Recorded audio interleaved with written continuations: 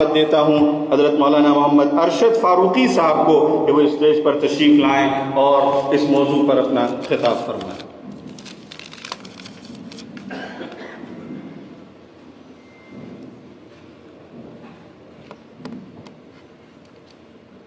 الحمد لله رب العالمين والعاقبة للمتقين والصلاة والسلام على سيد المرسلين وعلى ذرياته وآله وعترته الهاديين المهديين وصحبه الطاهرين المطهرين ومن تبعهم بإحسان إلى يوم الدين۔ أعوذ بالله من الشيطان الرجيم، بسم الله الرحمن الرحيم۔ ربنا هب لنا من أزواجنا وذرياتنا قرة أعين واجعلنا للمتقين إماما۔ موقر صدر، محترم علماء کرام، ائمہ اعظام، سامعین، محفل سجی ہوئی ہے۔ ایک نوجوان حاضر ہوتا ہے، رئیس مجلس روح انسانیت محمد عربی صلی اللہ علیہ وسلم توبہ کی تلقین فرماتے ہیں۔ وہ جوان سال کہتا ہے، ہر چیز سے تو توبہ، لیکن زنا سے کیسے؟ آپ صلی اللہ علیہ وسلم کی مجلس میں اس طرح تذکرہ ہو رہا ہے۔ ذرا ہم تجزیہ کریں اپنے معاشرے کا کہ ایسی کوئی بات ہمارے کسی بڑے عالم کے سامنے کوئی کہے تو اس مجلس کا کیا تاثر ہوگا، کیا اثر ہوگا۔ لیکن سید الرسول کیا فرماتے ہیں؟ قریب بلایا اور اس سے پوچھا، یہ کام تمہاری خالہ کے ساتھ، محرم رشتے کی عورتوں کے ساتھ کوئی کرے تو پسند کرو گے؟ اس نے کہا نہیں۔ اس کے بعد آپ نے خاص توجہ فرمائی، دست مبارک رکھا اور اس کا تزکیہ ہو گیا۔ وہ نوجوان اس سے بھی تائب ہو گیا۔ یہ سید الرسول کے تربیت کا انداز کہ کس طرح آپ نے تربیت کی۔ اور پھر علماء کرام کے لیے اس میں بڑے عناوین ہیں کہ توجہ کیسے دی جاتی ہے، تزکیہ کیسے کیا جاتا ہے۔ ہم تو دیکھ رہے ہیں رسول اکرم صلی اللہ علیہ وسلم کی نگاہ، آپ کی توجہ اور آپ کی رسالت کے جو وراثت منتقل ہوتی آئی ہے، وہ کیفیات بھی حضرت مفکر اسلام مولانا علی میاں ندوی علیہ الرحمہ بار بار فرماتے کہ وہ کیفیات بھی رسول اللہ کی منتقل ہوتی چلی آئی ہیں اور ہوتی رہیں گی۔ تو تربیت کا ایک اسوہ حسنہ آپ کے سامنے ہے، اور ایسا نہیں کہ وہیں ختم ہو جائے۔ دلی کی مسجد ہے، ایک بڑے میاں تشریف فرما ہے، ایک نوجوان آتا ہے، وضو کرتا ہے، جانے لگتا ہے تو یہ محترم اسے بلاتے ہیں، عزیزم ذرا دیکھو میں بوڑھا ہو گیا ہوں، میری ایڑی جو ہے کہیں خشک تو نہیں رہ گئی ہے، وضو کا سلیقہ ہے کہ نہیں؟ وہ نوجوان ذہین تھا، متوجہ ہوا اور کہنے لگا، حضرت آپ کی ایڑی کیوں خشک رہے گی؟ شاید میری ہی ایڑی خشک رہ گئی۔ اور اس نے وضو کو جا کے ایڑیوں کو تر کر کے وضو مکمل کیا۔ یہ شخصیت کون تھی؟ عظیم محدث شاہ عبد العزیز کہ ہندوستانی سندیں عام طور پہ وہاں سے گزرے بغیر آگے نہیں بڑھتی۔ عام طور سے میں نے کہا کہ حضرت مفکر اسلام کی جو سند تھی وہ اس واسطے کے بغیر آگے بڑھ کے ملتی تھی۔ تو یہ شاہ عبدالعزیز کا طریقہ تربیت ہے۔ چلیے مصر میں دیکھتے ہیں، ایک شخص ہے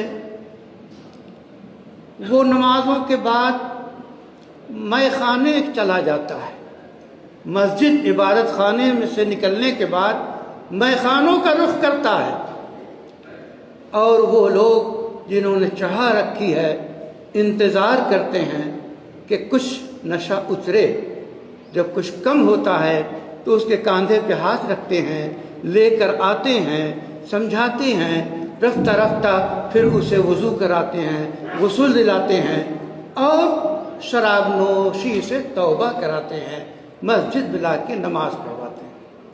یہ کون شخصیت ہے؟ حسن بننا شہید علیہ الرحمہ۔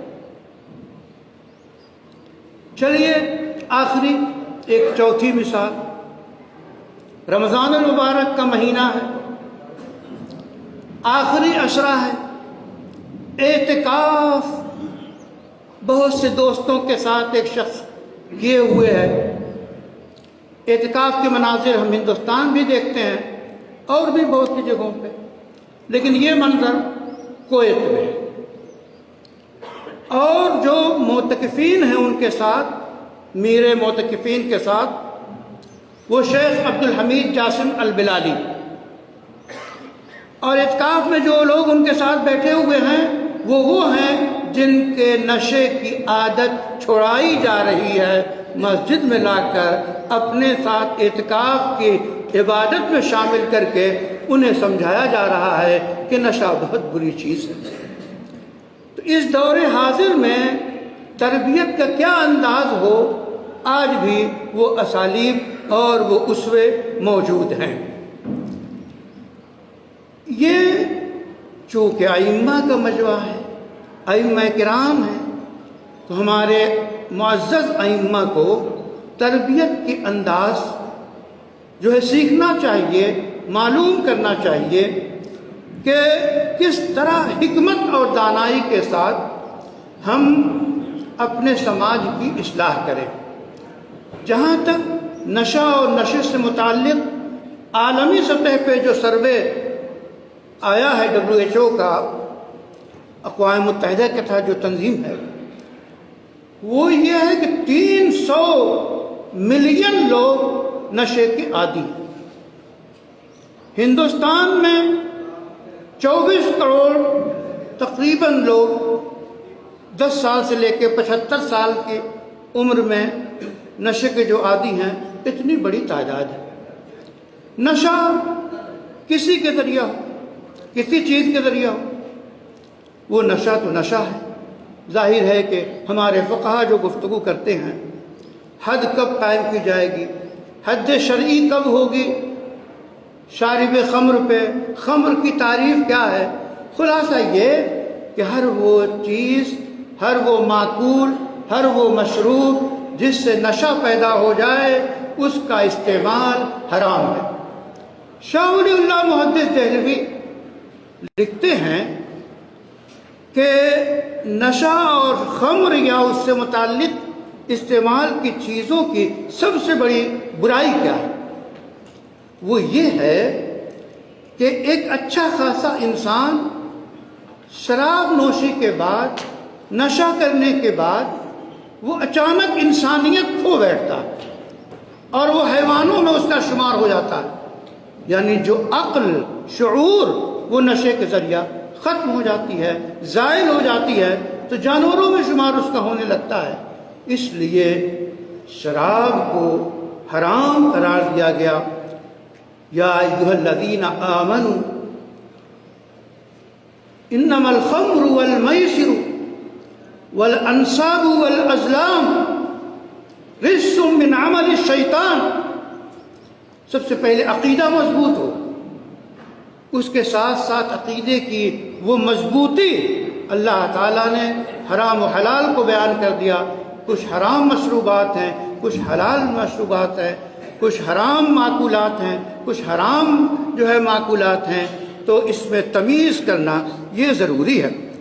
اس لیے یہ حرام سے بچنا، شراب سے بچنا، شراب سے متعلق جتنے آج کل انجیکشن ہیں، گولیاں ہیں، پلاسٹک کی بہت سی چیزیں تیار کر کے نشے کی چیزیں پیدا کی جاتی ہیں، ان سب کو ہم نوجوانوں کو دیکھتے ہیں کچڑے کے اور جو ہے ڈھیر کے آس پاس ننھے نوجوان 12 سال 15 سال کی عمر، اور وہ اس طرح پیتے رہتے ہیں۔ آخر ہمارے معاشرے میں وہ بیداری کیوں نہیں ہے؟ ائمہ کرام اس بات کے ذمہ دار ہیں کہ جس مسجد میں وہ نماز پڑھاتے ہیں اس کے آس پاس کا جائزہ لیں اور اعداد و شمار تیار کریں، جس طرح کتنے لوگ نماز میں آتے ہیں، مسجد میں آتے ہیں، کون لوگ نہیں آتے ہیں، ان سے ملاقاتیں کریں۔ جو لوگ نشے کے عادی ہیں ان سے ملاقاتیں کریں، ان سے میٹنگیں کریں، ان کو چائے پلائیں، ان کو اپنے ساتھ بیٹھائیں اور تعلق پیدا کرنے کے بعد اصلاح کی کوشش کریں۔ تو آج ہم سماج کو نشے سے پاک کرنے کے اقدامات کریں۔ یہ تو نشہ یہ چیزیں ہیں، اور ایک نشہ جو خطرناک ہے، دولت کا نشہ، علم کا نشہ۔ اللہم انی اعوذ بک من علم لا ینفع، علم کے نشے سے پناہ چاہی گئی ہے۔ اللہ سے دعا ہے کہ ہمیں خیر کی توفیق عطا فرمائے، اور اس مجلس کو اور ارباب مجلس کو، منتظمین مجلس کو جزائے خیر عطا فرمائے۔ ربنا تقبل منا انک انت السمیع العلیم وتب علینا انک انت التواب الرحیم۔